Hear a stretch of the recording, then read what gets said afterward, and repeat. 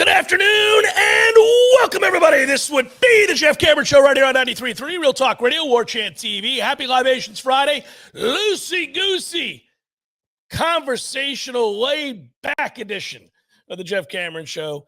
I'm Jeff. That is Tom. On Twitter, it's at J Cameron Show. If you're driving about town listening on 93.3, thanks for that. Appreciate the support. Tallahassee's only locally owned and operated radio station. Same goes for those of you supporting Warchant.com, Warchant TV on YouTube. Thanks for that as well. Hello, everybody in the chat. Be well. Let's talk. Let's go. Woo, buddy. Is this the last Friday without football? Is that how we say it? I guess technically not, right? No, but tomorrow is the last Saturday without football. That's for right. A long time. Like into February, like late February. Yeah, pretty much. Let's look at that number, guys. We do it every day to start the show. We have to. It's a beautiful thing. So it's really 7 days and 23 hours and 9 minutes and, whatever seconds. 7. Just saying that. Okay, fine. Make it 8. You said 23 hours, Cameron. It might as well be 8. Fine, make it 8. Make it 8. It's okay. Either way, it's happening. Tom and I were talking off the air right before the start of the show, and we were kind of going through a backdrop. We were getting more familiar with Kalen DeBoer and his history, and Ryan Grubb and his history, and how they got connected, and DeBoer's coaching tree and record. He's 113-16 over 10 seasons. Went 25-3 at Washington. We know what he did last year at Alabama. He was 67-3 coaching in NAIA. He was a legend at Sioux Falls. But anyhow, we were trying to connect the background, and that got us talking about their offense and got us talking about the career that Penix had there and what he's become. And I'm always intrigued by how people are connected. And then we were kind of going into what do we think the Alabama offense is going to look like, because Ty Simpson, if you think about his career, think about him being recruited, was considered an upper crust recruit coming out of high school. In fact, Clemson desperately wanted him and not Klubnik. They missed out on Ty Simpson. They ended up settling on Klubnik. Klubnik, of course, as it turns out, it looks like Clemson got lucky. Of course, that's one way of viewing it. If you're a Clemson fan, you say, yeah, we developed him, man. Fair enough. You have. And he's also gotten really good and is in some circles, they believe he'll be the number 1 pick in the NFL draft. Ty Simpson is not projected to be the number 1 pick in the NFL draft, Tom. He's not at all. They're hoping that they get something out of him that they haven't been able to get out of him. You go back a couple of years ago, Nick Saban tried to start him against USF. That really didn't work out. That let you know then that they didn't believe in Jalen Milroe. DeBoer settled with Milroe. That's probably a good sign. Simpson couldn't beat out Milroe. Milroe wildly inconsistent. Alabama did go 9-3 in the regular season. They end up losing the bowl game to Michigan, which tacks on that 4th loss, which allows for us to say that about the 4 losses. But the regular season was 9-3, about 1 more loss than Nick Saban was averaging towards the end of his time at Alabama when he began to slip. Now they're trying to get Simpson to unlock whatever that potential is. And so we start talking about the offense. Well, they're not going to put it on his shoulders. He's going to come to town. They're going to try to run the ball. They've got an elite receiver and a plus receiver on the other side. Some question marks at tight end, which may help us, but no question marks, unfortunately, on the offensive line. So it's going to be a ground and pound and the throw off of play action. And I was saying to Tom, I really worry because I have this vision. I can see it. I can watch it play out. I know it's going to happen, and you do too. And Tom had a wonderful retort, and that was, and this was the vision. The vision was, here comes a run. We're getting worn down, selling out to stop the run, have to do it. It's the right thing to do. It creates a one-on-one matchup. The next thing you know, play action, over the head, and we're watching Ryan Williams run free right down the sideline, nobody around him, touchdown, walk in. And we go, damn it, man, I knew that was going to happen. And Tom's response was rightfully, so what? They weren't going to score nothing. It's okay. It might even be okay if you see that thing play out a second time. Like, oh, there it is again. It's okay. Could happen. It's all right. How many points? It's okay. If all of their points come on shot plays, who cares? How many times does it happen is the better question. Is it 6? We got a problem. Is it 5? Probably got a problem. Is it 2? Okay. Okay, if it's 2, then what do they score? And we arrive at the talking point. What's a number that if I told you right here, right now, this is the number, will you take it? Alabama points in the Florida State football game. What's a number we can agree upon today that you'd say, I don't need to see it play out. I don't need to take my chances that we could do better. Because that's the deal with the devil, right? It's always that deal. It's like, hey, man, I'll give you a number today. I'll give you a monetary amount today. I'll give you your dream job today. However, you can never do better than this thing I'm going to give. So whatever you settle on, that's it, that's all. You throw away any chance you ever had to improve upon that, to achieve more than that, to better that. So if you say, I'll take 40, obviously I'm throwing that out there facetiously because I don't think any of us today would take 40. Maybe you would. If you're one of the people that would take 40 today, it means you think Florida State's going to get housed. Anyhow, so if you say 40, you can never do better than 40. Bama's going to score 40. That's how it's going to work in this little game if you take it. And you can't risk, you can't know, you can never know whether or not you would have held them to 35, 31, 7. You'll never know. So what's the number you'll take and say, I won't look back with regret. I'll move on. I think I did the right thing given the information at the time. You know, it's tough. It's always easier in hindsight to say, well, if I had known that we weren't going to have so-and-so in this game and that da-da-da-da and da-da-da-da. Nope, no more da-da-da-das. You just got to take a number, whatever that number is. So let's start with 35. If today I tell you, Florida State fans, my fellow Noles, I'll give you 35. Alabama can't score more, but they won't score less than 35 points. Alabama 35, Florida State what? You say no. No. Now, of course, you could cheat in this exercise and say, well, I'll take 14, Jeff. Thank you very much. But we're trying to be realistic here. You're on your honor code. Oh, well, if you take 14, okay, good luck to you, brother. You have the most unreasonable expectations of anybody in the fan base. Alabama's going to score more than 14 points, folks. Anyhow, okay, that's fine. Like, yes, this is for rational people. 35, Tom says no. Nope. Tom says, and as do all the rest of you that just went thumbs down to this damn 35-point exercise, you said, get that 35 the hell out of my face. We're going to stop them from scoring 35 points in that first game at Doak Campbell Stadium on Bobby Bowden Field. They're not scoring 35, Jeff. I'm declining your offer of 35. Yep. Jack Black. We're punting the dog over the bridge. There it is. Not doing it. I won't do this game where I say, okay, if you want to take 35, will you take 34? I won't do that. I'll make this more interesting and fun. 31. No. Oh, wow. Now it's getting meaty. Yep. Now it's getting meaty. We hold Alabama in this exercise to 31 points. They can't score more than 31. They can't score less than 31. They're going to score 31. The devil says here's 31 for that ass, guys. Can you score 32? Because if you can score 32, you've just beat Alabama. I am being realistic when I make this decision. And 31's too high. Is 28 too high for you? It's right there. It's right there. There's a better number, and it's right next to it. Yeah, you're going to say 27. That's it. Done.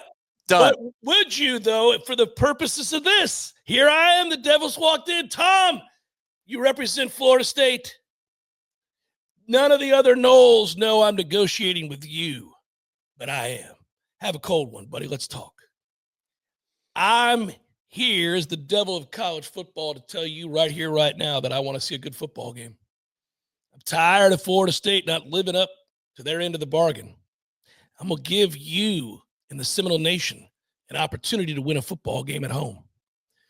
And I'm going to tell you that your new defense, thin as it is, learning on the fly, no depth to speak of, bunch of kids playing a system they've never played first game against mighty Alabama with the best offensive line in the country and the second best wide receiver in the country. Stable of NFL running backs.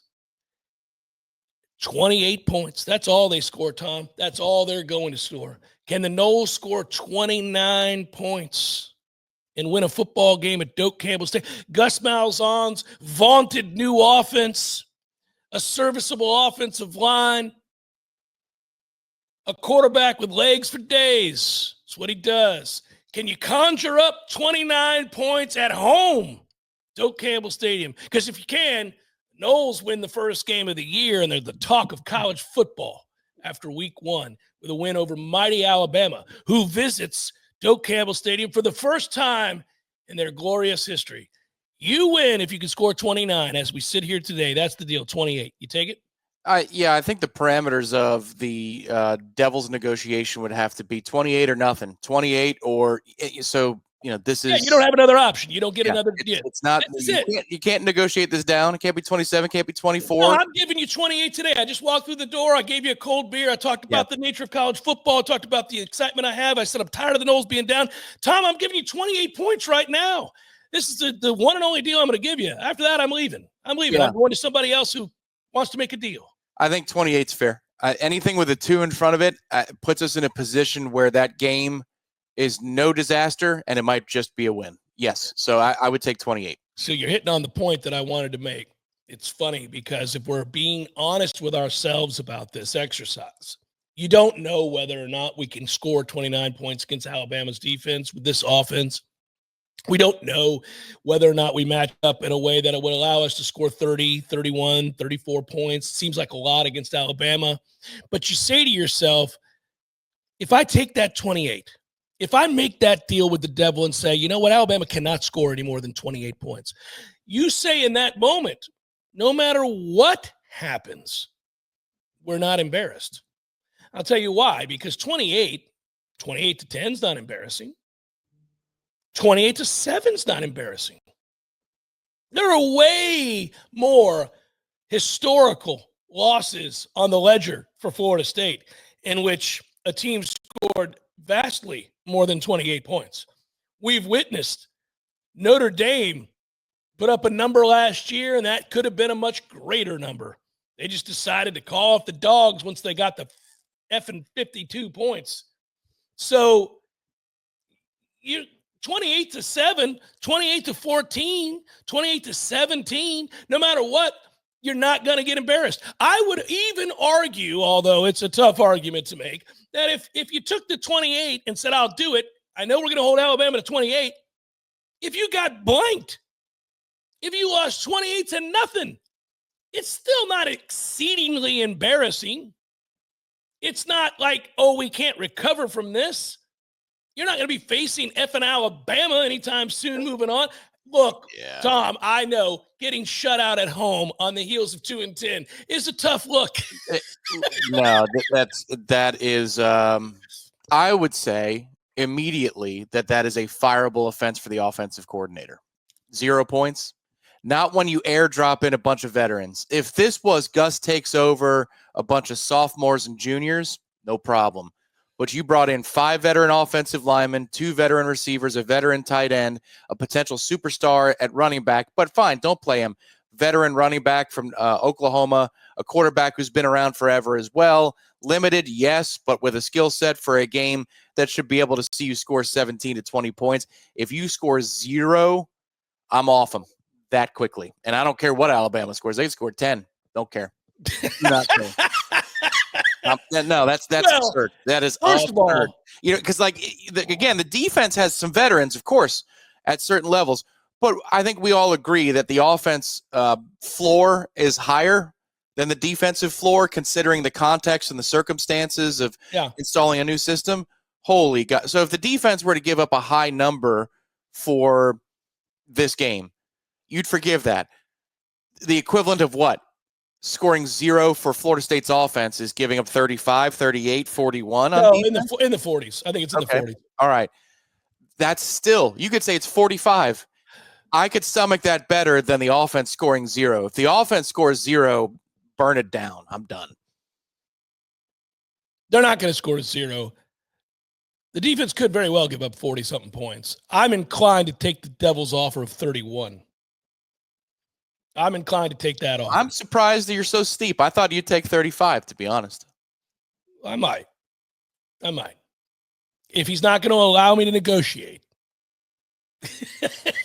if this is a one-time, Cameron. So if the Devil said, I'm going to give you 35, Bama cannot score more than 35 points. I'm going to weigh it heavily, and I'm going to waffle, and he's going to come back and say, all right, look, man, just for you. I like you, Jeff. We've had some good times over the years, you and I. You've slowed way down, but we had our fun.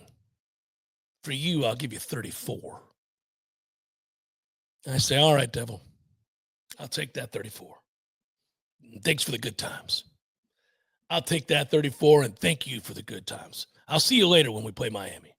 It's Jeff Cameron Show, 93.3 Real Talk Radio, Warchant TV. So how does the upset happen? By the way, I was reading this morning, ESPN.com releasing their final SEC football rankings. They have Alabama as the best team in the SEC. They have Georgia as the second best team, and they have Texas as the third best team. Now, that's preseason number 1 Texas in the AP poll. They're, in the eyes of ESPN's voters, take it for what it's worth, they're number 3. Now, some would argue the reason that is Texas is only returning 3 starters on offense from last year. And, the expectations for Texas are largely due to the fact that A, they've been very, very good the last 2 years, made the semifinals, all of that. And then B, Arch Manning. I mean, that's what that is. But other people would say, look, man, they're not returning a lot. 8 new starters on offense is a lot of new starters. And that includes a quarterback who's played in garbage time, who's never played in a meaningful moment, really. So, and you got Ohio State out the gates. I think Texas, to some degree, catches a weird break in that if I were Texas, I think I'd want to play Ohio State out the gates if I had to play them at all. Yep. Yeah, you get a freebie. It's a free pass of a game. It's a weird spot to be number 1 in the country, and all you can do because it's not a zero-sum game anymore, where if you lose, you're out. Yeah. Or if you lose, in this case, you lose so early back in the day, you could still recover from it because it was week 1. Yeah.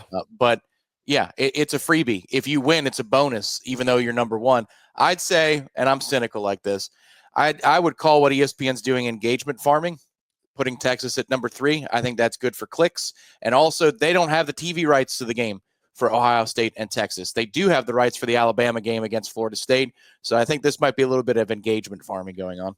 I also think maybe, and I think both things can be true, but I think the more you look at Alabama, they are poised for, if the quarterback, and this is the big question, if the quarterback's any good at all, Alabama is on the cusp of a big rebound from a 3-loss season last year.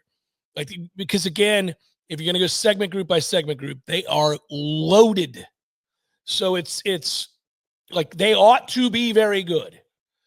It's just a matter of whether or not the quarterback plays well or decent or, just decent. Does the quarterback play decent? Because at some point, your quarterback has to win you a football game or has to make enough plays to win you a football game. At some point, it may not be against Florida State.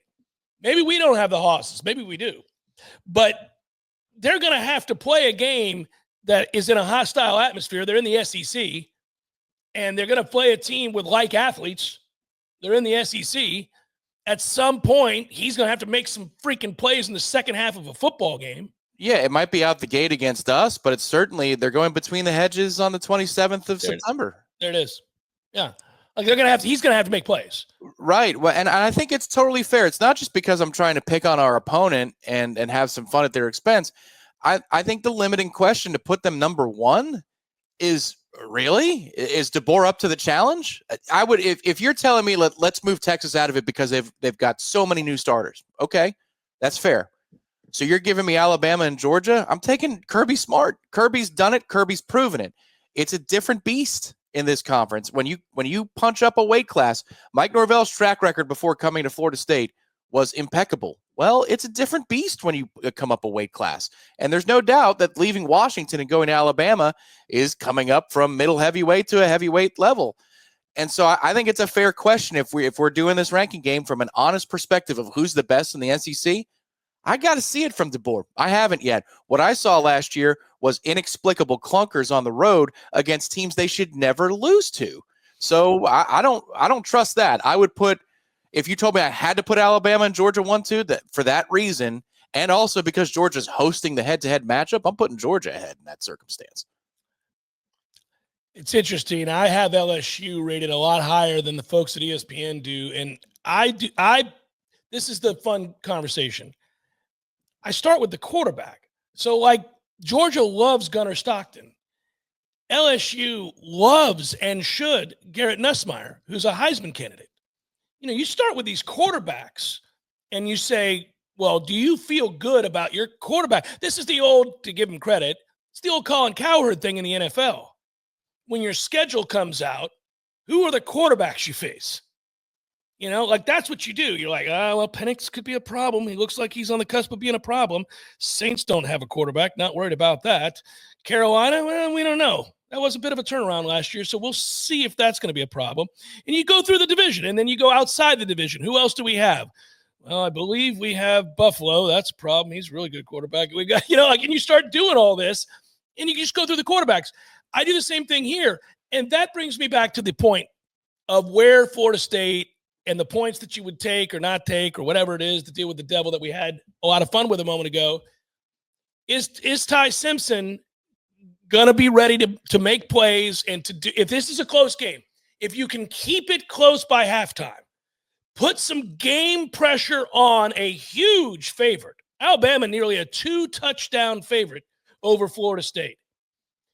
What happens, Alabama with some road demons a year ago, as you alluded to, what happens if Ty Simpson and Alabama go into the locker room and the game's tied at 17 and Florida State is in it, man for man, hit for hit, the emotions run high, a stadium begins to believe, because I don't care how many people in the chat or how many emailers or those on Twitter that reach out to me and say, you're crazy, Cameron, we're going to blow Alabama out. You don't believe that. You hit send, but you didn't believe it. You don't think that's true. You don't. Deep down, you don't believe it's true. That's posturing. You don't think it's real. You just want to say it in the hopes that it's so. You want to speak it into being, but you don't believe it. You're going to go into that game on that Saturday afternoon believing that Florida State's probably going to lose. You're going to hope for a much different result.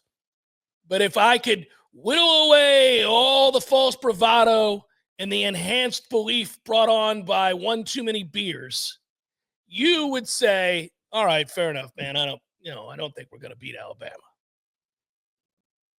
But if it's 17 all jogging into the locker room, and I asked you the same question, I would believe you when you said, I think we're going to win. And you feel that throughout that stadium. Everybody knows what I'm talking about. When infused belief occurs and becomes a real thing, see Florida State, Oklahoma after the miracle reception. Mm-hmm. That place turned into a madhouse. For the first time that entire night, people went, oh, we could win. We could win. And then it became what Doak can be. A very hostile, tough place to play in. Then it became, holy, this is pulling teeth. We're going to have to earn everything. These fans are frothing at the mouth, and now the players feel it, and it's real. They're playing over their heads, and they got this belief that we didn't encounter in the first quarter because we effed around as a 2-touchdown favorite and ran into the locker room tied. And we're going to come out into a madhouse, into a circus. And does Ty Simpson in that moment handle all of the pressure that comes with being the quarterback of Alabama on the road at a tie football game against the program with the cachet of the Garnet and Gold? Yeah, so there's your upset. If you get to that circumstance of 17 all, I can tell you exactly what my focus is going to be. Every time Alabama starts a drive, who's their quarterback? Because the thing I'm praying for is not having a quarterback change in that moment. That would be the thing that would make me go, crap, they figured it out. They know that they don't have the guy. Because if you're at 17 all, like the circumstances by which I would envision an upset would be the following. You get to 2 or 3 key plays, third downs, third and 4s, third and 6s and 7s, and the guy's open or the concept is true and he just misses him, or he throws it to the wrong shoulder so the kid has to come back, adjust to the ball. He was running mesh. He's going to gain 8 and be tackled or pushed out of bounds, but instead it's wrong shoulder. He's got to adjust back. Now you tackle him. It's 4th and 3 and they punt. Things like that. That's where the quarterback can be your best friend. The opposing quarterback can be your best friend. And if you want to play the quarterback game, it's not that simple in college football. I think it is in pro football. It's much simpler to do that. But in college football, if you want to play that game and you talk about the 4 marquee matchups this season, and I'll go in reverse order: Lagway, Stud, Lubnick, Stud, Beck. Well, we'll see. Simpson. Right. Who stands out? Oh, yeah. It's all the others. Opponent. It's the first opponent that stands the other way. I'm looking at it like, It's what the hell's the name of it? It's not Happy Gilmore. It's the linebacker movie, Bobby Boucher, for the love of God. Yeah. I can't remember. It's the kicker at Waterboy. Yeah, it's the kicker at the end. Where's my B? You know, and the kid's shaking. He's like, there's my B. And then he kicks it to him, and then they recover the onside kick. If you're trying to find a quarterback that way among the 4 games, it's Simpson, and it's nobody else. Yeah, he's under a lot of pressure. He was just named this week the starting quarterback. That's the news of the week. Alabama scrimmaged. Out of that scrimmage, they didn't like their tight end play. They're a little worried about their special teams. They liked everything else. They liked how the quarterback played, and because of that, they named him the starter. And that's the lesson we learned this week. Next week, we'll learn a little bit more. We learned about our own team, and there's some good and some bad mixed in there. And I'm a little concerned about aspects of what we learned, but I'm also buoyed by others. So I think it's a fascinating situation. As every day goes by, we learn a little bit more about both teams. And there's a lot of revelatory comments made by coordinators. A lot of them. And on our half of it, some of those are not ideal. Not knowing who's going to start, not having somebody to emerge in certain competitions as of yet, disconcerting. Knowing that maybe you've got 11 that you like, but you don't have 12. You know, like that's a toughie. And the one thing I'll say about that is the people have corrected me a couple times on this, or at least pointed it out when I bring it up. I do bring up depth, and I do bring up a lack thereof, and I do bring up the concerns surrounding depth. But they will point out, those that counter, unless it's an injury, depth doesn't matter in week 1. Yeah. I mean, it matters in week 5. It matters by week 8, but it doesn't matter at all in week 1. These are young kids in great shape playing the game of their life against an opponent like Alabama, and you can ask them to go to war in a way that would be unfair to ask them to do over the course of a 12-game schedule.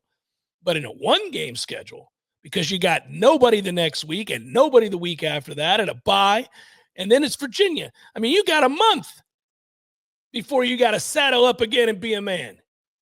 So let's go, man. You're playing more plays that I'm going to ask you to play in any other game this year, save for maybe Clemson on the road if we're in it. This is it. These are the sequences that you're talking about on the other side. This is the optimistic side. If they're telling you their special teams aren't bad, the antithesis of the Ryan Williams shot play down the field because they're running the football is the missed pass on a 3rd and 6, and here comes the punt team, and it's a shank. That's bedlam. You know, that turns a stadium into bedlam because they're so worried about their special teams, or they've got a kicker. Now we've got our own kicking worries, but they've got a kicker that they don't trust. Whatever it is on special teams. All right, here's a 3rd and 4. Simpson drops back, looks to his right, fires. Oh, he missed him again, and they're going to have to run the field goal team out here. Now, we heard that camp wasn't very strong for Alabama in terms of their kicking game from 38 wide to the left. Oh, what's going on here? Florida State retains the lead 10-7. Like, Man, this is how these things happen. You can feel those things as I describe them. You can feel what that is. I mean, look, you needed the help of the kicker in 2013 on the road at Clemson. These things matter you certainly did. Now, I also, on the other side, if you want to argue it against us, if we're at 4th and 4 at the 26 of Alabama, what are we doing? And was that choice influenced by our trust or lack thereof in our kicker? Like that, these things are going to be critical. What's the score of the game and how has it flowed? You know, are you routinely picking up 4 or 5 yards on plays that that are kind of your standard offense? Here's the situation for you. First quarter, 10 minutes to go. Alabama just went down the field and scored and made it look pretty easy. So it's 7-0 Alabama. Our first possession, 4th and 4 from the 26. I'm kicking the field goal. Make the field goal. I got to know whether a kid can make a freaking 41-yard field goal. I mean, can you make a 41-yard field goal at home in the first quarter of a football game? If you can't, now that informs me the rest of the way. Well, what I'm saying is I would agree with you, but if they don't, that tells you what camp was all about. And he goes, not today. Then don't even have a kicker because you're at home. It's a 41-yard kick. If that sorry son of a bitch can't make a 41-yard field goal, then we got problems. I'm kicking it all day. He's going to make the 41-yard field goal time, and we're going to be all right. Now, if he doesn't, next time we go for it because especially if I saw an inconsistent camp. Yeah, I will tell you that you often tell the story about the Nebraska National Championship game and your dad deciding not to watch Florida State's kick and the Nebraska kick at the end. Yeah. I will be in the stands for the first quarter. If this situation bears out, I will watch, but one eye open. I'm not so sure. I will be wincing. I will be wincing at the snap, 100%. It's the first game of the year. I think we're going to wince at every big first moment. 4th and 1. It could be 0-0, 4th and 1. They're 44. We're going for it. Hey, what's our 4th and 1 plan? Do we have a backup quarterback that we bring in for a sneak? I don't want to run the sneak with this kid. I will say Castellanos has got, he's a small kid in terms of weight and height. Is that an advantage for a sneak? You get low? It might be, but I would also say that he's got thick, strong legs. Like he's not poorly put together. That's fair, but do you look? Maybe this is the time that you do call on Cam Davis and you put one of your D tackles behind him and you shove Cam Davis through the line. I mean, maybe something like that, but I'm not. I don't want Cam Davis out there. I'm not doing that. I also don't want Tommy sneaking because if he separates his shoulder, that's thanks for playing. No, the great Brock Glenn comes in and leads us to victory. And what happens is your hero, Kevin Sperry, comes into the game, plays well, and he's so good that Dan Lanning leaves his job at Oregon to come down to Tallahassee because he wants to work with Sperry. What a dream scenario. But I'll tell you something right now. You can label him my hero.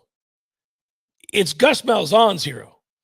Listen to him talk about Sperry. Don't worry about me. Listen to him talk about Sperry. His eyes light up, and he's so excited you asked the question. He's a real player. Yeah, he's old school. I mean, look at him. Watch him turn his head. I mean, he's who asked that? Oh, right. The second scrimmage thing is Kevin worked with the twos, and he got a lot of reps, which was a good thing. You know? I told you, man. I heard that one, man. He can't help himself. He cannot help himself. Jeff Cameron, Show 93.3 Real Talk Radio, Warchant TV. Did you see this story, Tom? Middle Tennessee State, not East Tennessee State, but Middle Tennessee State, adding $668,000 to its NIL budget? No, how? I'll tell you, Tom. I'm glad you asked. The resources of Power 4 college football programs are unmatched. This is an Andrew Goodrich story, Front Office Sports. Texas's lineup of Lamborghinis for recruiting visits and reports of some rosters built off $20 million in NIL funds. Even uniforms are a massive investment, especially for schools such as Oregon, which boasts an annual array of new gear. For the 68 non-power schools with a Division I FBS team, including Middle Tennessee State, dropping hundreds of thousands of dollars on new uniforms isn't just a drop in the bucket. For the upcoming season, Middle Tennessee State, the Blue Raiders, made a new commitment to their football players to gain a financial and competitive edge, backed by newly appointed, this is why I brought it up, GM Dana Marquez. Middle Tennessee State added $668,000 by eliminating several alternate uniforms and cutting back from 408 helmets to reinvest into its football program, including NIL. How are we going to best compete against different positions if we're sitting here spending money on stuff that really is a waste of time just to look cool? The 3-year plan started with cutting 2 of their uniforms, the black and gray ones, which are not the team colors, and 4 of their helmets. We decided to go with one color. Went with one uniform, home and away. I'm like, that's smart. I like the innovation. I like somebody coming in and going, man, we're Middle Tennessee State. Well, why do we have 17 alternative uniforms? Ain't nobody buying our jerseys. Nobody's buying this gear. We're just trying to make Nike money. What are we doing? Let's wear our blue. We're blue and white. That's what the hell we are.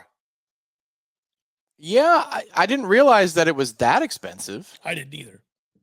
If that's what's going on here, then by all means, I don't think anybody would, now that they've seen it, I don't think anybody would miss the white helmet anymore, right? I mean, it's nice looking, but it's also associated with a time where we're not exactly whooping ass on the football field. So, I know, I thought the same thing. Yeah. You just get back to the tradition. You know what? I think they should commission a panel for the uniforms, and everybody gets together within this panel and they decide what the true garnet is once and for all, instead of this purple thing that we've been rolling out there way too often.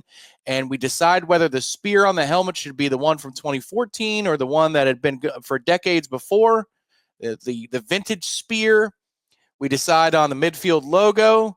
Is it going to be the 2014 Ignition Tradition logo? Is it going to be the older? Like, we get a commission together, we do it, and then there's a home jersey and away jersey. The only alternate is what? The garnet pants, and that's it. Everything else, let's save some money ourselves. I don't want us to be in this situation, but I'm rather highlighting the idea of how GMs come in and impact programs and make decisions. This is kind of cool too, by the way. This is just an aside. An interest because we like college football. 30% of the roster at Middle Tennessee State is receiving some amount of NIL payout. Although Middle Tennessee State is using some of its saved money to directly fund these monthly infusions, it's also earmarked a portion of it to form a pool of cash that then goes to the players. And here's the catch. They've got to earn it. If they're going to pay you $2,000 a month and you want to make $4,000 a month, you've got to work to get to the $4,000. And he goes, we show you how to do that. Players are eligible to increase their monthly allocations by working directly for the Blue Raiders. For example, the team visits the local farmers market every Saturday and meets with the vendors. The offensive lineman recently met with a peanut butter company. Tease Nuts is the name of that company. No way. Tease Nuts. And they created their own spreads that they then go and sell. Tease Nuts Gourmet Peanut Butter. Come on, man. By the way, not only does Tease Nuts Gourmet Peanut Butter get jarred and make for sales that they're pushing and trying to help sell to make more money, the offensive line made theirs the blind side spread. How cool is that? You know what? I have a match play event that happens in December, and I'm going to buy some Tease Nuts. And if I win my match, I'm going to give it to my opponent after the handshake. Oh, this is so good. I love it. Tease Nuts Gourmet Spread, the blind side. Oh, my goodness gracious. Who says that this didn't benefit us on the air? All this craziness in this space that is the NIL world. Man. And I love the idea of freaking offensive linemen, selling that. Like you would feel compelled if you're in a little community where like I'll bring it back home to like Johnson City where I was for a year. If you're in Johnson City, these are small little towns, man. The community's tight knit. You've got a real opportunity. Like if I mean, everybody in that community would drive past that school or see them out and about trying to sell jars of peanut butter, and you're in. They're going to buy it. They're going to buy it for the football players, for the football team. They know that money's going directly to help those kids play. Everybody's buying T's nuts. It's just amazing. I wish I thought of that. That's so good. Yeah, sometimes you hear things and you're like, man, that's brilliant.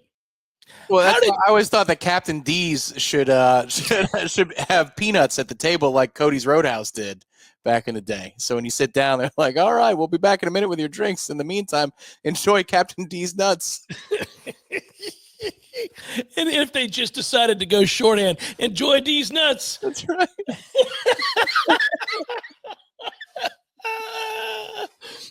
Oh my goodness gracious. Yes, I love the idea of like, that's where they are. They're in a place where somebody innovative, entrepreneurial decided, I'd like to sell some peanut butter. What? The world has plenty of peanut butter. Bob, I don't think we need, how are we going to break into the peanut butter business? You ever heard of Jiffy? You ever heard of Skippy? Ever heard of Peter Pan? How the hell are we making money in the peanut butter industry?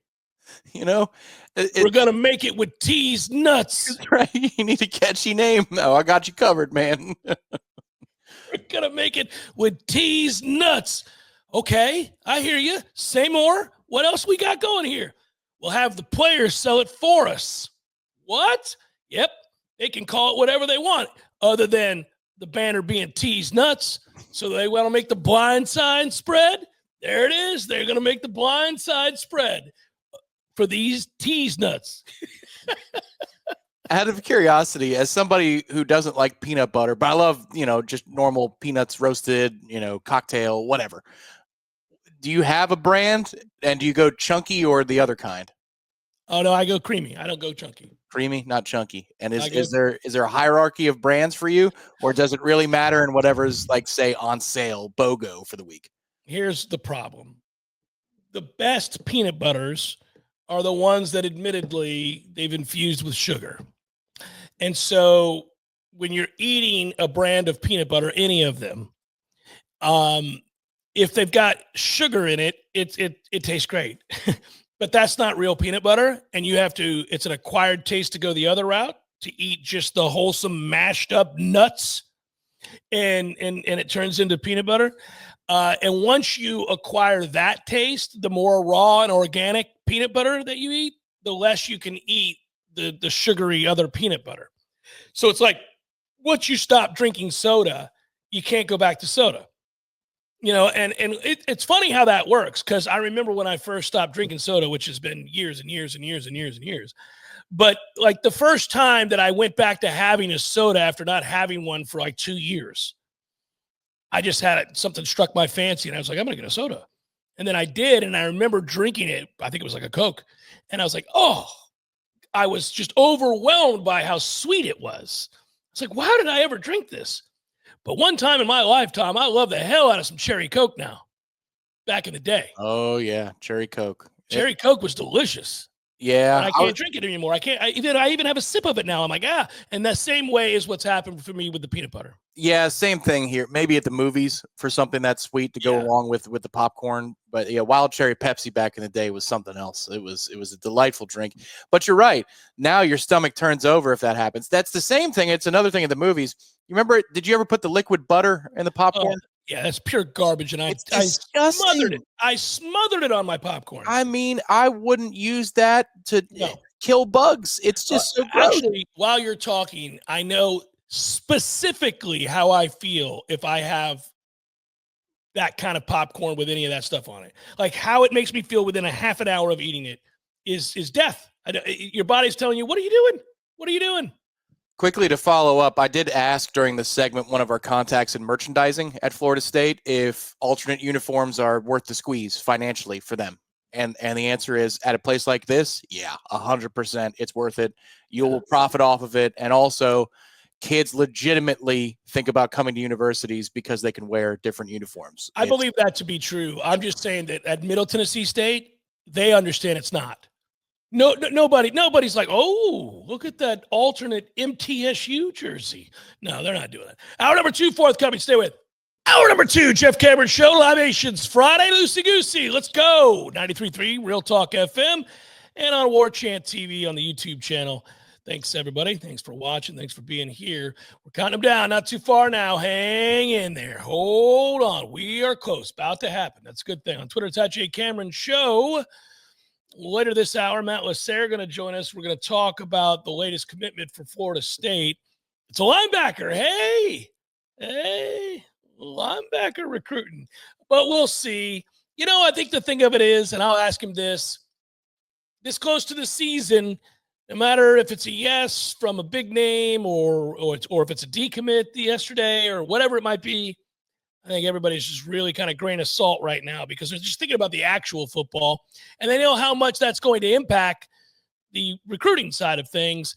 And also recruiting is just weird these days.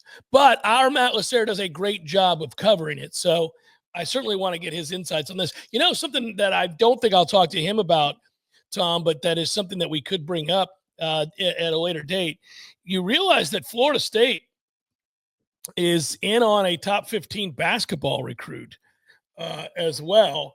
And there's like an outside chance. Jeremy Jenkins is his name. The problem is Kansas wants him. North Carolina wants him. Like every major school in the country that plays basketball who spends gobs of money wants him. But he did have awfully nice things to say about his future visit and how excited he is to come see Florida State. He also noted, and I don't know what to think of this, but on the heels of the information I gave you yesterday about where I think basketball is headed in some early momentum in the Luke Laux era, this is a top 15 recruit in the country. This is a guy that, I just got done telling you, it's Kentucky, it's Kansas, it's North Carolina, it's UCLA, it's all these teams that are spending major bank in basketball that want him. So I guess long-term, do I believe he's going to end up at Florida State? Probably not. I mean, if I had to gauge that, I'd say no, I'm not walking around thinking we're going to get him. But I do find it fascinating that he, along with many of the other top 25 recruits in the country, have all noted when talked about the places they're going to visit and the schools that they're looking at, Florida State is on a short list. And a lot of times Florida State's on a short list of teams that you go, one of these things doesn't look like the other. So it's amazing to me because I've watched a lot of guys now who I've never heard of, don't know who they are. I'm not watching the AAU circuit. I don't know these prep academies and all this stuff, but I see their names. I see their rankings. I see who's interested in them. And I can deduce, obviously, surface level analysis here. If Kansas wants him, if Kentucky wants him, if North Carolina and Duke want him, seems like a guy we should, it'd be cool that we could get. I don't know that we can. And yet our name is always sprinkled in there. And he spoke glowingly about the staff being the very first to contact him. And that the day they got on the job at Florida State, they began to turn up the heat and talk to him every single day.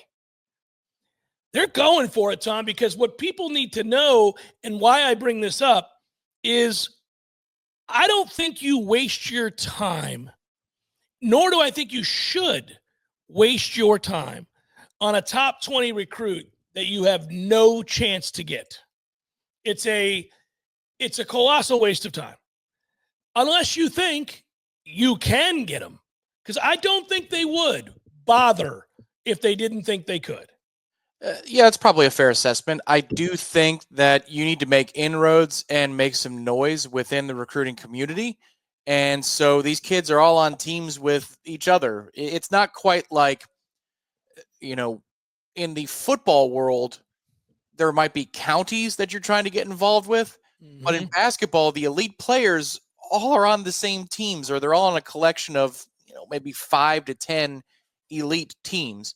And so you're trying to get involved and you're trying to make your name more known. And you're trying to make sure that people understand that you're now in a conversation that you were not in routinely before, at least in the post Dennis Gates and CY world. You weren't in these conversations as much.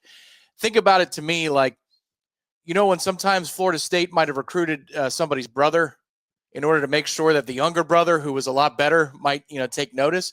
I think there might be some investment that way, and to where they're probably not going to land this kid, but, That coach now understands what Florida State's about. Future players understand what Florida State's about. What I'm getting at is I don't think it's a waste of time to go after a kid that you're probably not going to get in the basketball circles because those circles are smaller and you want to become more familiar. I think that might be part of the tactic there. That's me throwing something against the wall. But again, this is such a small world compared to the world of college football recruiting, which is this massive landscape that you need a ton of assistant coaches to go spread, divide, and conquer. In basketball, you need to be constantly brought up in smaller circles. Yeah, and it sounds like they are. I mean, he said about Florida State, I was the very first they offered when the staff first came in. I'm the first one they offered. That's another school that's on me heavy too.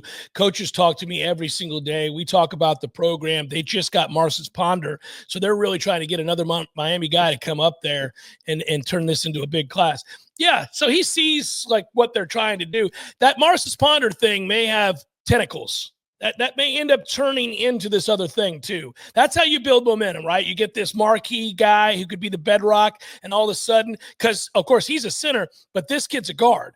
He's a big guard, very big guard, but he's a guard. So all of a sudden now you've got a kid who sees it and was like, well, man, I got a Mac Daddy center. I've got one of the best power forwards committed already. And now maybe I go there and run the point. You know what I mean? Like all of a sudden they kind of see the vision. Yeah, well, and basketball is the easiest sport in the world to team up with somebody else. You see it at the professional level all the time. Well, the Celtics started this, 15 years ago, and it became the thing to do, which is combine forces, create a super team, and all it takes is 2 or 3 stars, and you go on that ride together, and it's all downhill from there. It becomes much easier.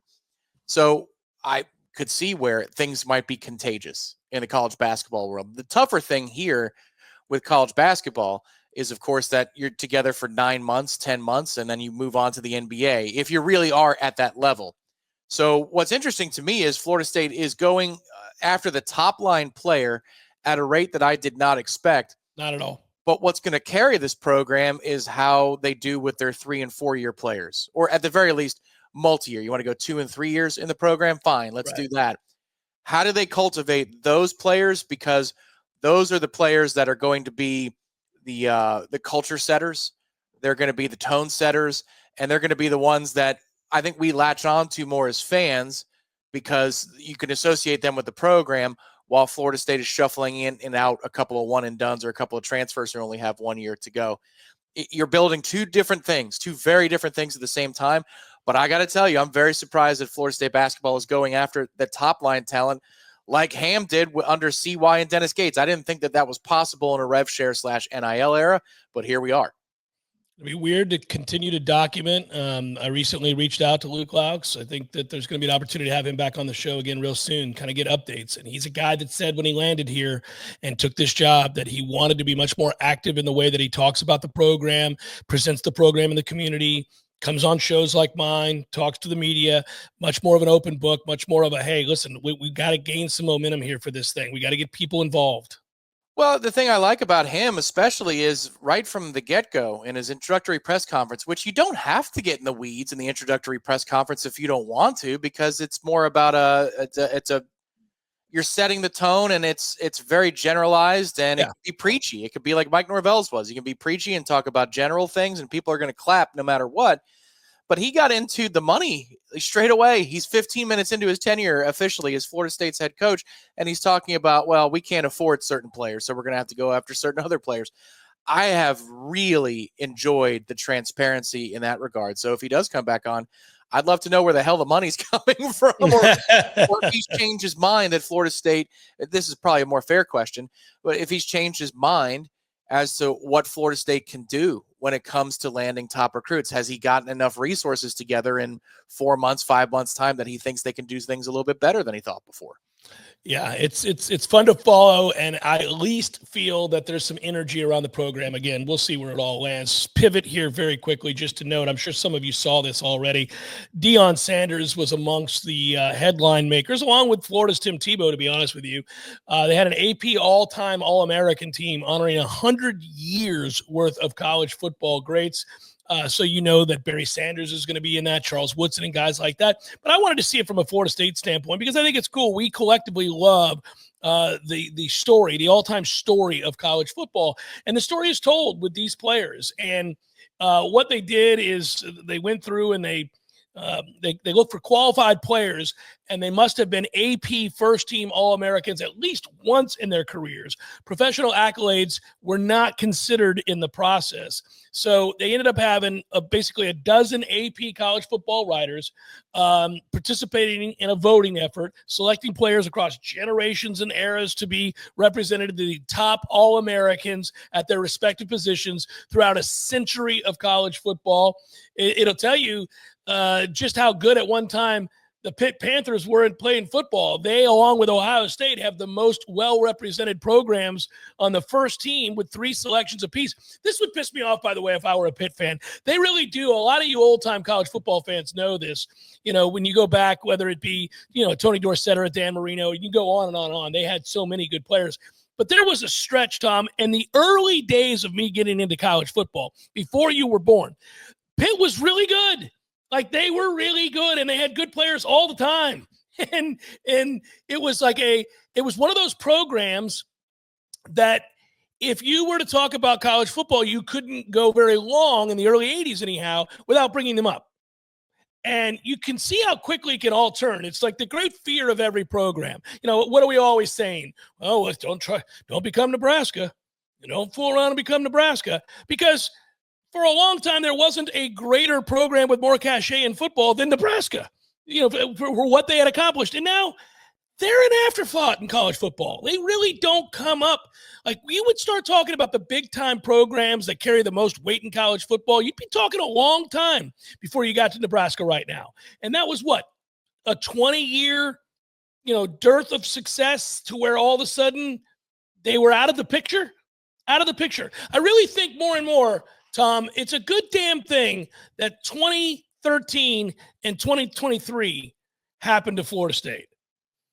Because obviously, if you remove those 2 incredible seasons, buddy, I know we have 2014, but I mean, goodness gracious. Yeah, I'm telling you, at the end, 3 undefeated regular seasons in the last 12 years. That's crazy good. But I felt that way at the end of the lost decade. I felt like we were facing an existential crisis, that Florida State wouldn't just exist because Florida State is Florida State. I mean, Miami is a great example. Miami is in a better recruiting situation than Florida State is when you're talking about potential talent that's available to them in their own backyard. And I understand that programs around the country try to poach from Miami, and so therefore, it's not like they're the only ones that go get the talent down there. But look what happened to them. I mean, look what happened to them. So to me, in 2008, 2009, as I'm going through my undergraduate studies and I'm jumping on board as an intern, I am afraid. And I think there was some sentiment out there that, Florida State, as long as they bring in a decent head coach, they'll be fine. You can't be irrelevant for too long. You can't be. Now, the thing that I would say moving forward is if we can just get our asses into a Power 2 situation. Yeah, you're going to be all right. Yeah. You give us equal resources to everybody else, we're going to kick your ass. This is the thing I'm most proud about this institution from an athletic department standpoint. We've had little resources compared to people, a lot of programs that have done nothing, and we have done so much for decades with little compared to Florida in our own backyard. But look at so many SEC programs that have all of these endowments. I mean, LSU has done a lot more in the last 20 years than it had done previously. What the hell is LSU doing fuddling about in the dark for generations? They had no excuse. They're the only school in their state. How is that possible? That's one thing I'm super proud about Florida State. But it got dicey there. It got really dicey there for a minute for us to not be in a position like a Nebraska or a Miami. So they went through all of this, and you can go through and look at the first team, and I'll just name some of the players. It is a trip down memory lane. I saw a lot of these guys, didn't see some others because it goes back way before I was born. And I do think this is the tricky part about the vote, but here they were. The first team quarterback ended up being Tim Tebow. Barry Sanders, Oklahoma State, Herschel Walker at Georgia, Randy Moss at Marshall, Larry Fitzgerald, Pitt. Larry Fitzgerald gets the nice sprinkle in there to add to the Pitt lore. Brock Bowers was the tight end. Orlando Pace at Ohio State. By the way, you saw Orlando Pace. I saw Orlando Pace. I know this is based on college and not their professional career because he had a good one. Just out of curiosity, just to represent how quickly time passes. When do you think Orlando Pace was a superstar, 2-time, first-team All-American at Ohio State? 96 or 97. That's a good guess. 95 and 96, Tom. Good job. Well, he was one of the biggest offensive. He's the first offensive lineman I remember knowing about as a kid. And so Yeah. but offensive linemen weren't interesting, but I remember Orlando Pace being interesting. He was, and he was dominant. Bill Frelick, who played at Pitt, was a 3-time first-team All-American. He's a tackle. John Hanna, who was a stud at Alabama. I was 1 year old when he played at Alabama, but I remember his NFL career. Jim Parker from Ohio State. That's interesting. This guy won the vote. I would like to dig deeper as to how. I'm not dismissing or besmirching Jim Parker. I don't know Jim Parker. Jim Parker was an All-American in 1956. And yet, out of 100 voters, this guy got, and it's interesting to me. Chuck Bednarik. Bednarik played in the NFL. It's the Bednarik Award. Everybody knows him. He was a center at Penn, by the way, in 47-48. Johnny Rodgers, speaking of running back, Nebraska, 1972. Sebastian Janikowski was the first-team kicker, Tommy. That's all cool. Right. Janikowski. So we have him in 98 and 99. First-team All-American. He ends up getting the award. So we have a first-teamer from Florida State. When you consider how young Florida State is, that's cool. Defensively, Hugh Green, stud at Pitt, 78, 79, 9, and 80, I should say. Randy White, who played for the Dallas Cowboys, won Super Bowls, was a defensive end at Maryland in 74. Ndamukong Suh, of course, defensive tackle, 2009. Bronco Nagurski, none of us saw him play. Apparently, he was very, very good in 1929 for Minnesota. Dick Butkus, who we saw play in the NFL many years later at Illinois. Derek Thomas, Chris Spielman, and we cannot say Chris Spielman's name without thinking of the sweat pouring down his face on New Year's Day at the Outback Bowl while you and I buckled over with laughter. My man, sweating profusely. Tough night the night before. Charles Woodson, Deion Sanders, Florida State. We got a first-teamer on each, the offense and defense. Ronnie Lott, Ed Reed, Tory Taylor from Iowa. So that's where we go there. Their second teams, I was going to go ahead and comb for and try to find, of course, second and third and fourth team guys. But I just figured for this purpose, we go with the first team All-Americans on offense and defense, couple Noles. Okay, last thing I'll tell you here, a footnote on the great Jim Parker, who was a part of national championship teams. He played for 3 seasons, 54 to 56. He was so good, apparently, in 1956 that not only was he a consensus All-American, which all these dudes are that are on the first team, he finished 8th in the Heisman Trophy balloting. So yeah. It must have been that he was a giant among boys, something along those lines. For an offensive lineman to finish top 10 in the Heisman balloting, that tells you something. Every now and then it'll happen. Like every now and then you'll see a guy and you'll go, "Oh my God, that's nuts." Who's just that kind of dominant. I remember just thinking to myself, and what a terror he turned out to be in the NFL as well. But he didn't live up to, like, say, Aaron Donald's career.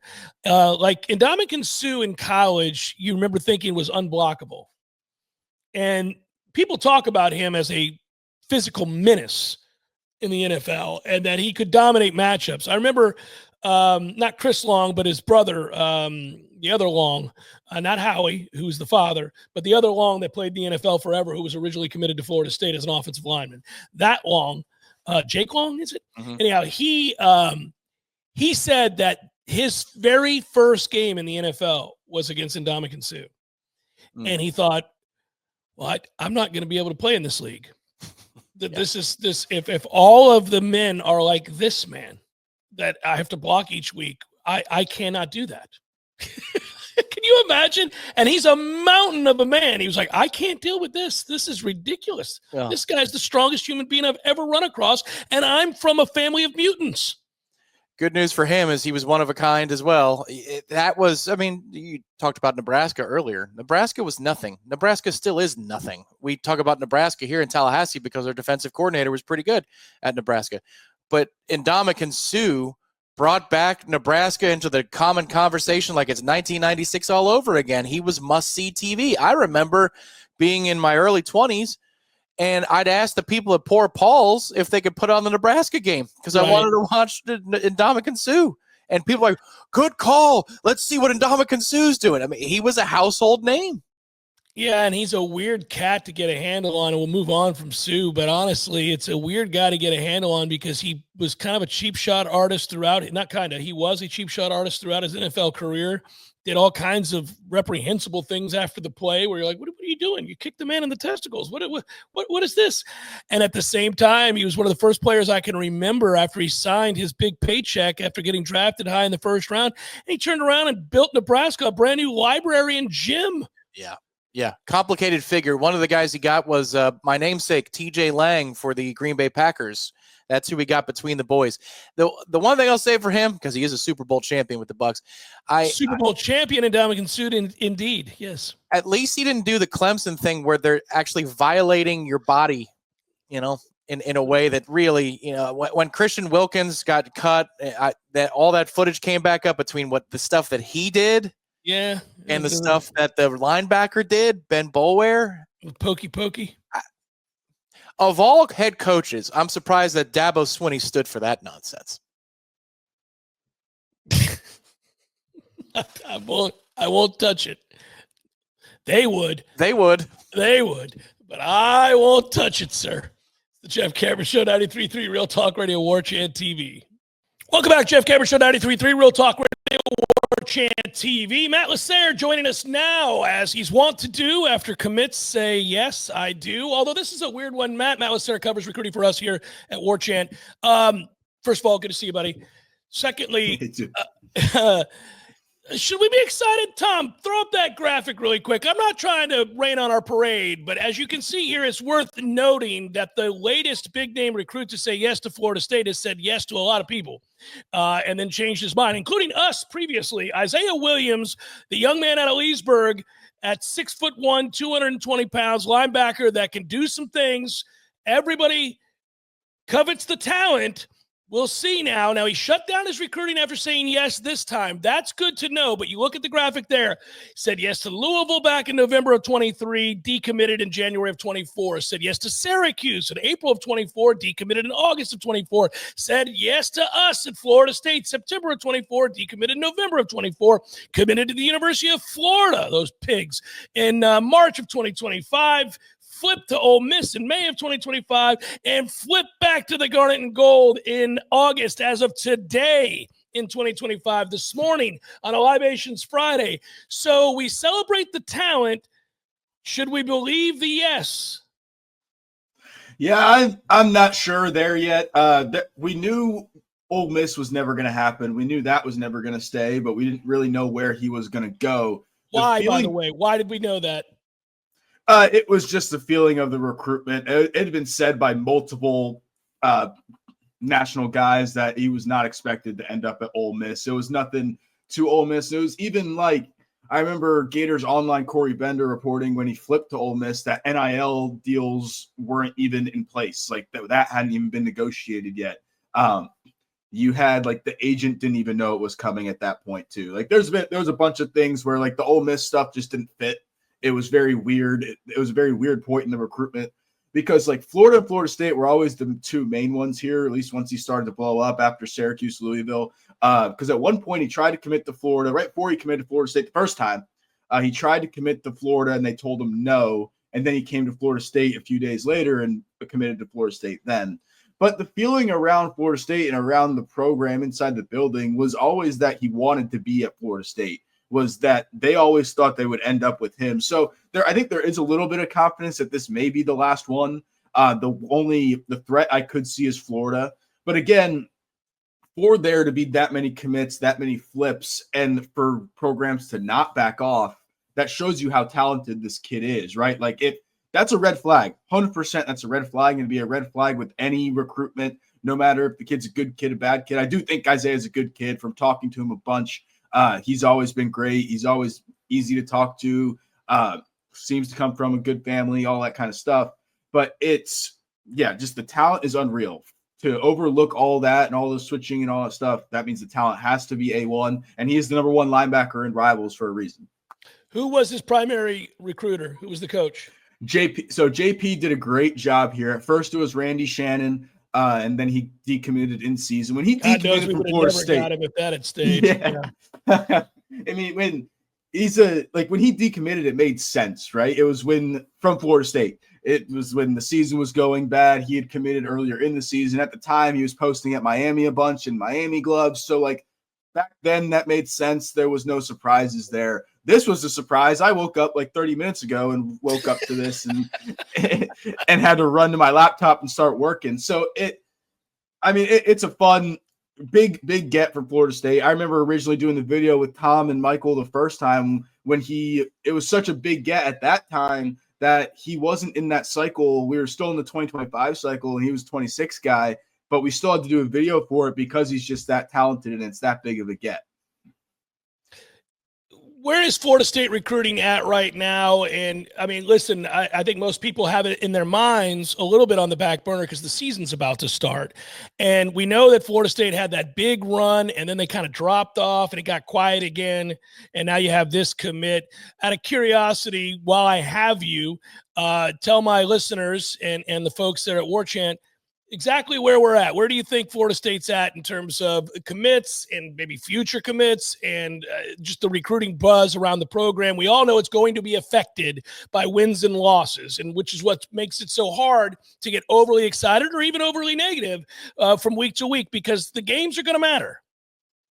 Yeah, especially in a case when you went 2-10 last year, the games have to matter, right? There hasn't been a product to show or a good product to show these recruits in a while. I mean, it's from that big run, end of June, beginning of July, it's definitely fallen off.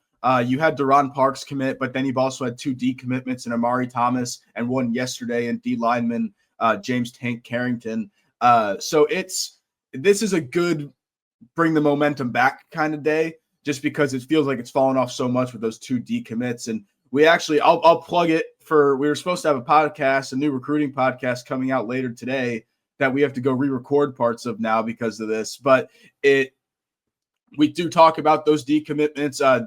Tank Carrington signed with the new NIL agency a few weeks ago. That seems kind of fishy, right? When you decommit not far after that what the optics look like in that. Amari Thomas, we also think was NIL based a little bit, not completely, but we get the feeling that South Carolina offered a lot more money there.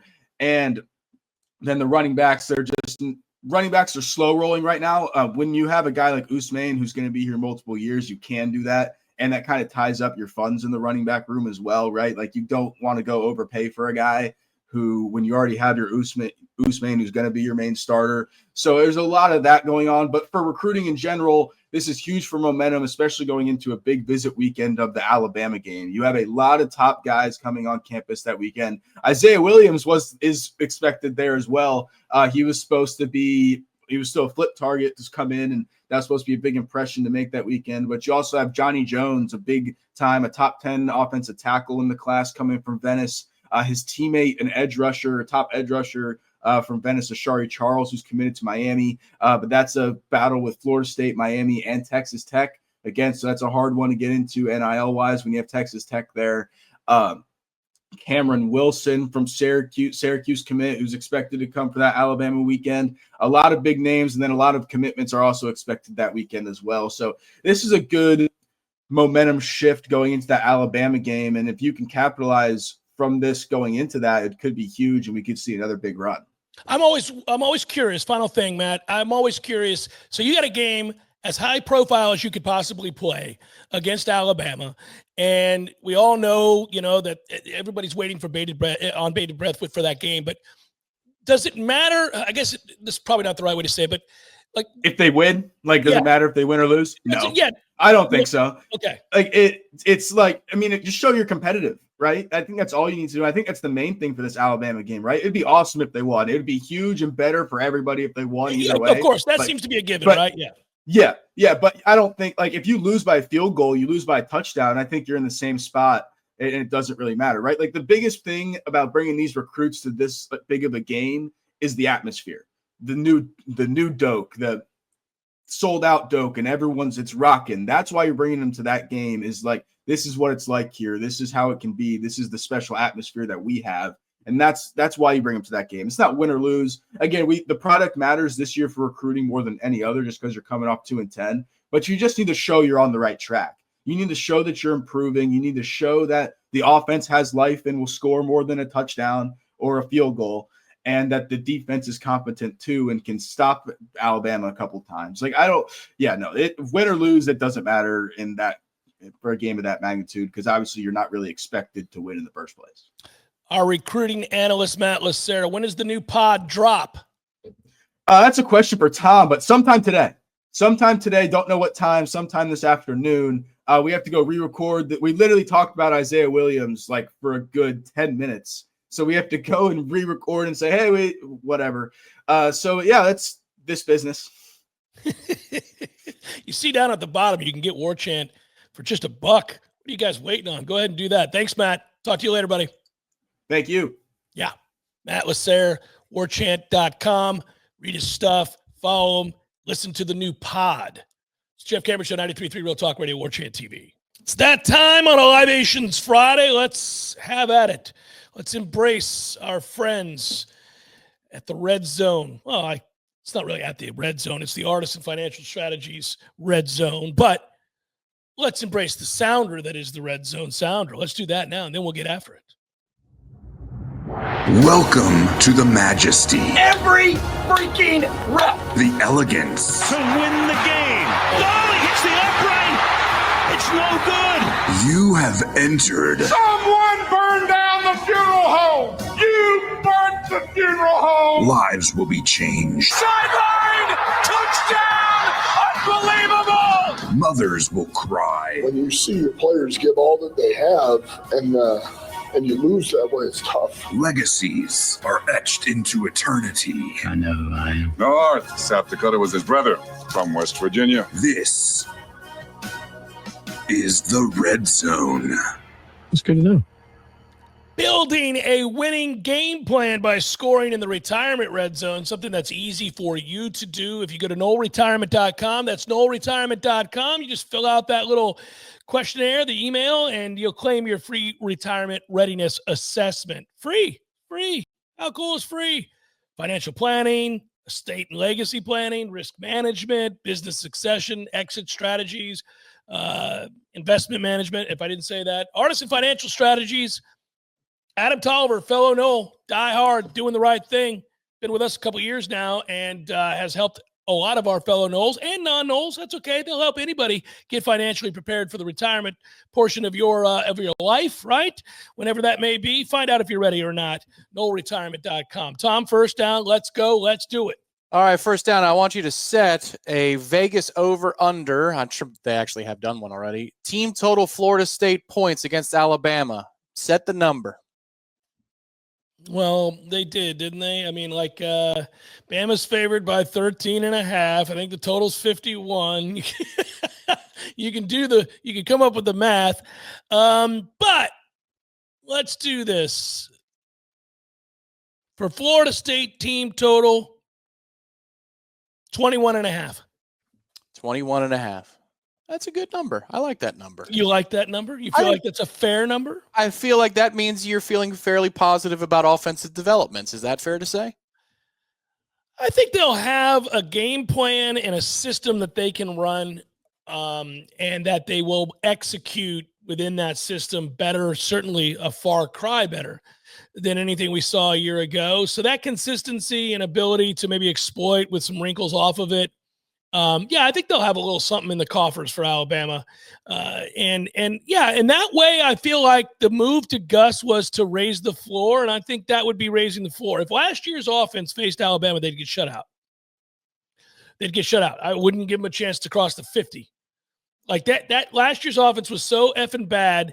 You know, when I watched that Notre Dame game outside the opening drive, where I was like shocked that we showed a little fight, the rest of that game was completely listless. You could see the physical differences between the two teams, and I would be dreading this matchup if that were the case this year. But I don't think of it that way this year. I think of it as a system that you can run, that you're going to be able to manufacture a baseline of success that, would allow you to score a couple touchdowns, a couple field goals, something along that line, and maybe give yourself a chance if you can get a short field with a turnover or something. Yeah, man, I do feel better. Second down, number one concern for you on offense, not named Tommy Castellanos.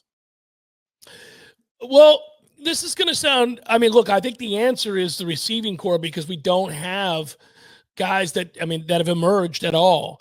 I mean, they don't feel very good about this group outside the top three that they talk about, which is Deuce and Squirrel and Javon Boggs. So you've got three guys. That's it. That's problematic. Because the other part of it is that, I don't know Elijah Moore's situation. Sounds like he's also been banged up. I do know that LaWayne McCoy's been banged up.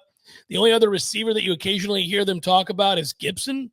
So to me, that should be an area of concern. But given what this offense is, which is run heavy, you only really need three guys. You only really need a couple of guys. Plus, you're going to rely heavily on your tight ends. So I guess it's not as big a concern. So I'll come back to what my annual concern is, Tom. Offensive line. I get that they went out and got, at the very least, serviceable college offensive linemen who've played a ton of football. I worry in this particular matchup about that group because this is a very talented Alabama defense. It's a very big Alabama defense. And one of the things you worry about when you dip into the portal to grab senior offensive linemen, and you're able to bring them in from a Wake or an Ole Miss or a Vandy, is most of these guys who have played that much football, if they were really good, would be going to the NFL. They would have already chose to go to the NFL. And you wonder why they're available.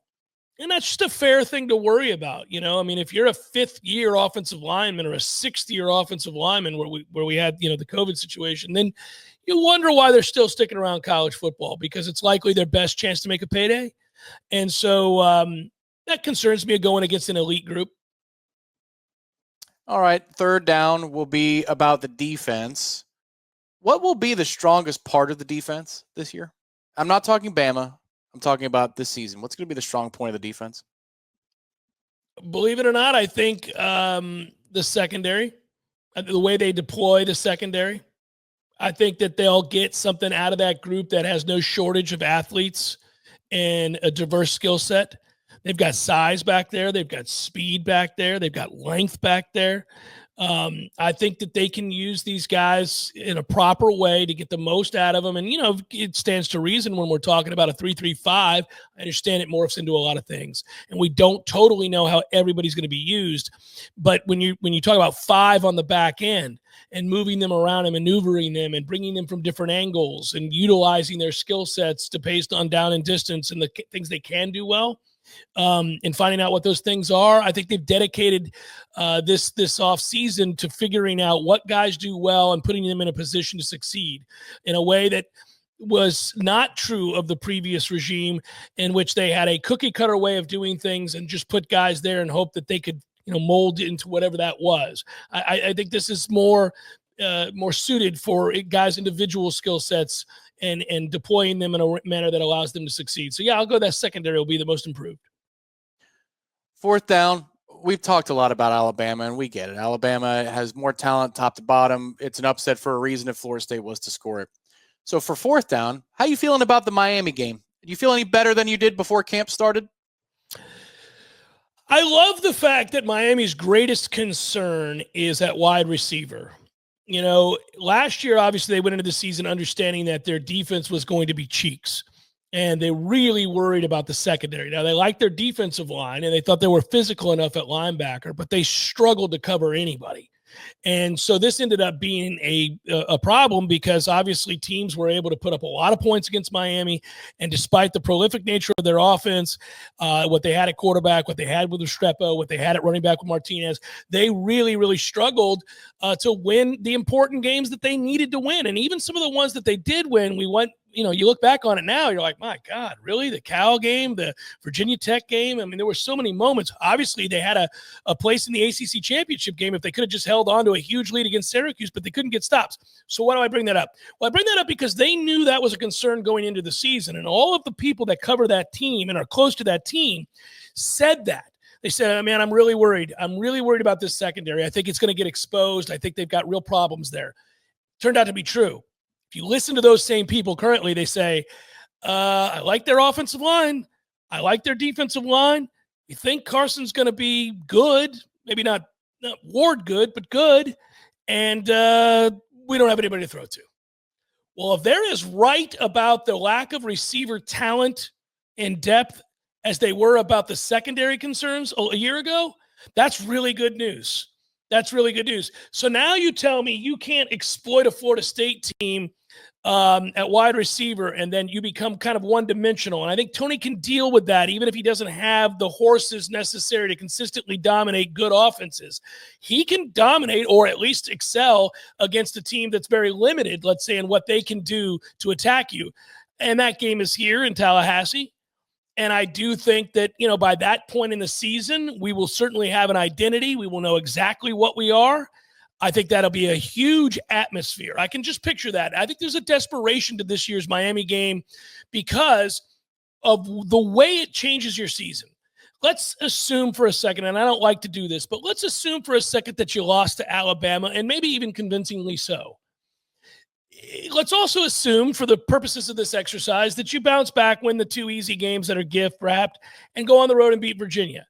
The next great opportunity you have against a team that is physically either your equal or superior to prove that you're not what everybody thinks you are preseason, which is unranked and an afterthought. To prove that you're not that and that you're appreciably better than that is to beat Miami. And I think that we'll feel that going into the stadium. Now, you sprinkle in the fact that it's an arch rival whom we loathe. And I think that there's a chance that atmosphere is going to be phenomenal, and Florida State will be in that game in the second half with a chance to win it.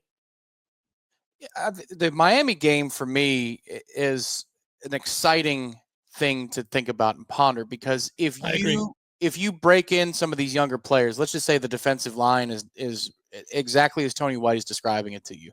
He's not thrilled with veterans who should be consistently rotating in the defensive line. Interior is what I'm hearing when he says nothing about Daniel Lyons and KJ Sampson. All right, Juju Wynn's going to be in a much better position to handle Miami than he will be Alabama, because the Alabama game for a young player at any position, let's say Arnaud plays at corner or Chroma gets a lot of run, or Boggs, there's going to be a whiplash effect to that game. Yep. But you have all the time in the world to ramp back up and build to that next moment. So there's a natural development plan and progression here from the Alabama test. You could pass the crash course. You might actually be able to do that. But either way, I think for those kids, it's one thing to go against Florida State's own athletes in spring camp and fall camp. It's another to face Alabama in a live setting in game 1 of the season. The way that this all builds for the Miami game, it couldn't be better. It really couldn't for Florida State. The ramp up is perfect. It's take your lumps, win or lose, but take your lumps, break, bye, light game, Virginia on a Friday. That's not insignificant. So you get an extra half a day or day's worth of rest before this builds up beautifully for that game.